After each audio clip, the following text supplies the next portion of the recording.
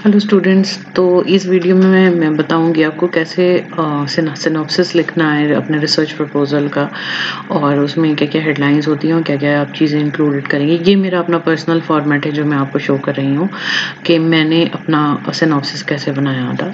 तो सबसे पहले आप हेडिंग डालेंगे, फिर आप सब्जेक्ट डालेंगे, details of synopsis for dissertation proposal to the head of English department. उसके बाद आप ये पूरा पैराग्राफ लिखेंगे। I hope this letter finds you well, my name is dash dash dash and I am currently enrolled in fourth semester program at this university, क्योंकि ये fourth semester में ही होगा। And I am writing to present a detail synopsis for my proposed dissertation topic which revolves around the renaissance period and Elizabethan drama. मैंने Hamlet लिया था तो मैं उस पीरियड को भी शो करूंगी कि कौन से पीरियड में ये लिखी गई थी, और रिटन बाय विलियम शेक्सपियर।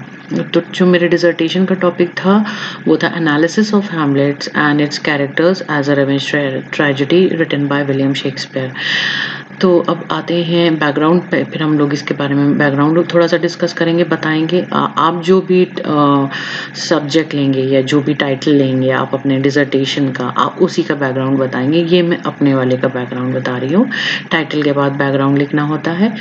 तो क्योंकि मैंने हैमलेट लिया था तो मैं हैमलेट लिखूंगी। And it is one of the William Shakespeare most famous play and celebrated plays believe to be have to be in written between 1599 to 1601। इसकी थोड़ी सी डिटेल जानकारी, जो मेन पॉइंट्स है वो हम लोग इसमें ऐड करेंगे। फिर उसके बाद हम लोग इसमें लिखेंगे ऑब्जेक्टिव क्या है डिसर्टेशन का।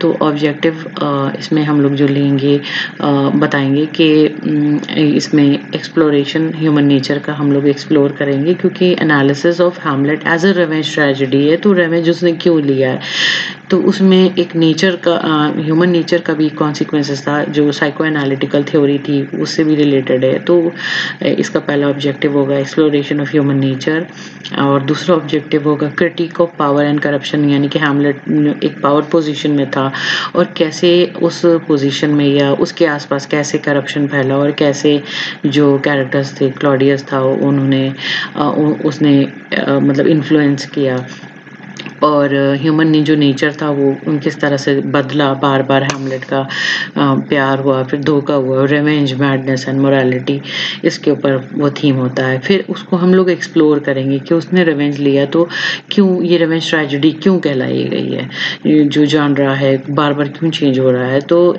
जो इसमें कॉम्प्लेक्सिटी है रिवेंज की वो क्यों आ रही है। और उसके बाद हम लोग आएंगे पैट्रियार्की, क्योंकि ओफेलिया उसकी मदर थी और वो पैट्रियार्कल सोसाइटी में रह रहा था। उसमें जो फीमेल कॉपरेशन था वो भी दिखाया गया है, और जिसमें कि लेडीज जो होती थी वो एक तरह से मार्जिनलाइज और साइलेंस होती थी, और क्योंकि वो एक मेल डोमिनेटेड सोसाइटी होती थी इस वजह से। और उसके बाद Hamlet aims to provoke thought and discussion about human condition, morality and society, ये बताया गया है। उसके बाद इसमें एक पॉइंट आएगा लिटरेचर रिव्यू, वो ज़रूरी है डालना। Literature review involve a comprehensive survey of analysis of characters. फिर मैं बोल रही हूँ, मैं हैमलेट के ऊपर बनाया है तो मैं हैमलेट की बात करूँगी। आप कोई भी स्टोरी लेंगे, किसी भी जॉनर का आप डिस्क्रिप्शन देंगे तो आप उस लिटरेचर के हिसाब से देंगे, उस टॉपिक के हिसाब से आप उसका रिव्यू डालेंगे। तो इसमें है in summary, Hamlet is multi-layered, thematically rich play and continues to captivate audience with its exploration of complex character, moral dilemmas and timeless themes।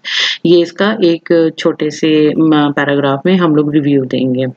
उसके बाद आ जाएगा मेथडोलॉजी। आप कौन सी मेथडोलॉजी यूज़ कर रही हैं, कौन सी टेक्निक यूज़ कर रही हैं हैमलेट के कैरेक्टर को एनालाइज करने में, और किस कंटेक्स्ट में, मतलब आप एलिजाबेथन पीरियड में दे रही हैं और शेक्सपियर का ने जो वर्क किया है उसके बारे में भी आप उसका कंटेक्स्ट भी आप इसमें इंक्लूड करेंगे। ये मैं अपना बता रही हूँ, आप जिस लिटरेचर को लेंगे उसका कंटेक्स्ट उसमें इंक्लूड करेंगे। तो फिर हम लोग इसमें चैप्टर डिवीजन करेंगे मेथडोलॉजी बताने के बाद।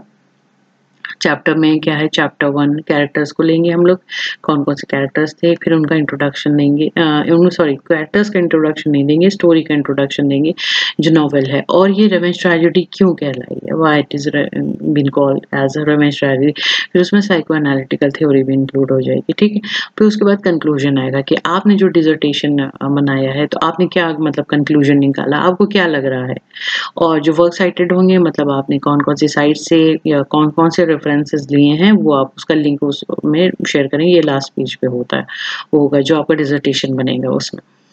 फिर थ्योरेटिकल फ्रेमवर्क आएगा, आप सिनॉप्सिस में इसको लिखना पड़ेगा आपको कि the dissertation aim to contribute to the understanding of the complex character and tapestry of Elizabethan period and theoretical framework, जो भी जिस पीरियड की आप लिटरेचर उठाएंगे उसका आप फ्रेमवर्क थ्योरेटिकल फ्रेमवर्क देंगे कि मतलब उसका क्या मतलब ये जो डिसर्टेशन हमने बनाया है उसका जो फ्रेमवर्क है वो क्या है और उसको कैसे हम अंडरस्टैंड करेंगे। फिर आप फिर उसका नेक्स्ट हेडिंग होगी सिग्निफिकेंस ऑफ द स्टडी, मतलब इसका क्या सिग्निफिकेंस है, तो आपने जो लिया वो क्यों लिया है। तो हैमलेट जो है वाइडली रिगार्डेड है, ग्रेटेस्ट वर्क ऑफ लिटरेचर है, इसलिए मैंने इसको लिया है। और हैमलेट जो है वो एक शेक्सपियर की मिस्ट्री ऑफ लैंग्वेज को दिखाता है, कैरेक्टर डेवलपमेंट, ड्रामेटिक स्ट्रक्चर को दिखाता है, इस वजह से मैंने इसको लिया है। और उनका बहुत बड़ा रोल है लिटरेचर, थिएटर और पॉपुलर कल्चर में रोम और इटली और आसपास के एरियाज में। तो study of Hamlet is multifaceted and interdisciplinary, offering insight to literature, theatre, psychology, history and culture. फिर लास्ट जो होगा वो एक्सपेक्टेड आउटकम होगा, इसके बाद कंक्लूजन भी है। एक्सपेक्टेड आउटकम क्या है कि मतलब outcomes of Hamlet is manifold and profound, मतलब जो आपने डिसर्टेशन लिया उसका फिर क्या आउटकम निकला। तो it's exploration of themes such as revenge, madness, morality, the nature of existence. Hamlet prompts audience to ponder timeless questions about the human condition.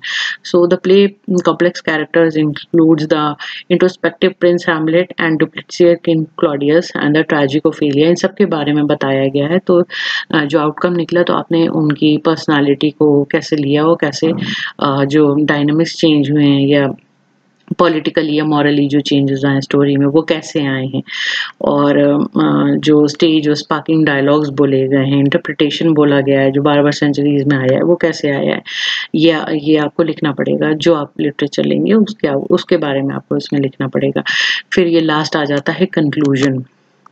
तो कंक्लूजन में डालेंगे कि जो शेक्सपियर है बहुत ट्रैजिक और cathartic, offering closure while leaving lingering question, the final act play reaches its climax and the death of several key characters, मतलब आप बताएंगे कि मतलब लोग कैसे मरे हैं इंक्लूडिंग हैमलेट हिमसेल्फ, और हैमलेट ट्रेजिक डिमाइज हुई है, series of intricate machinations and fatal choice, मतलब उसकी जो भी एकदम से डिसीजंस थे उसके बारे में, जो उसकी पर्सनालिटी में जो चेंजेस आए, जो गलत कभी कभी डिसीजन ले लिया।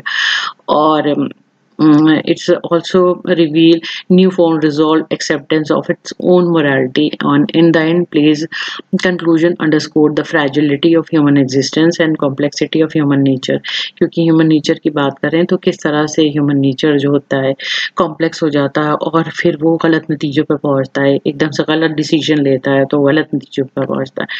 तो Yet amidst this tragedy, catharsis, lingering conflicts, जो भी conflict थे वो क्या थे और imperfect थे, और जो भी जो रिफ्लेक्शन था नेचर ऑफ लाइफ का और डेथ का और ह्यूमन कंडीशन का उस टाइम पे, उसका क्या इम्पैक्ट पड़ा ऑडियंस पे, ये कंक्लूजन में लिखना है। ये इसमें सिनॉप्सिस में भी है और ये उसमें भी आपको लास्ट में डिसर्टेशन में भी लिखना है। तो ये ओवरऑल समरी थी जो मैंने आपको अपनी सिनॉप्सिस की थी। तो क्योंकि जब कभी कोई सिनॉप्सिस के लिए कहता है तो सही से फॉर्मेट मिल नहीं पाता है, तो मैंने सोचा आपको शेयर करूं। और अगर आपको अच्छा लगे ये वीडियो तो प्लीज़ लाइक, शेयर और सब्सक्राइब करिएगा मेरा channel. And thank you for watching it. Thank you.